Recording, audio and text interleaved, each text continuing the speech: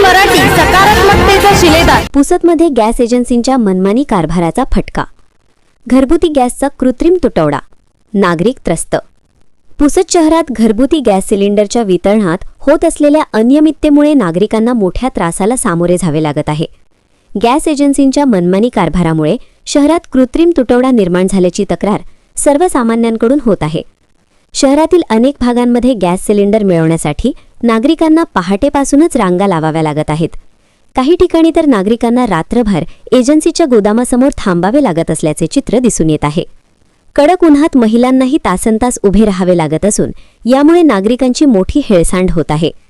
माहितीनुसार दररोज अत्यल्प म्हणजे सुमारे 300 सिलेंडरच वितरण केले जात असल्याने मागणी आणि पुरवठा यामध्ये मोठी तफावत निर्माण झाली आहे। परिणामी अनेकांना 2-2 दिवस सिलेंडरसाठी प्रतीक्षा करावी लागत आहे। दरम्यान शहरात काही ठिकाणी गॅस सिलेंडर काळ्या बाजारात सहज उपलब्ध होत असल्याच्या चर्चा रंगू लागल्या आहेत। अधिक दराने सिलेंडर विक्री होत असल्याचा आरोप नागरिकांकडून केला जात आहे। यामुळे अधिकृत वितरणावर प्रश्नचिन्ह निर्माण झाले आहे। गॅस एजन्सीकडून पुरेशा प्रमाणात माहिती दिली जात नसल्याने नागरिकांमध्ये संभ्रमाचे वातावरण आहे। तक्रारी असूनही संबंधित अधिकाऱ्यांकडून ठोस कारवाई होत नसल्याचा आरोपही केला जात आहे।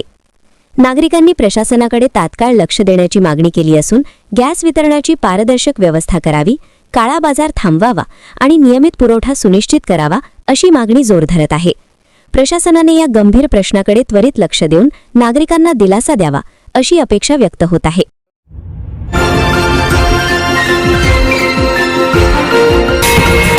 विदर्भ न्यूज मराठी, सकारात्मकतेचा शिलेदार।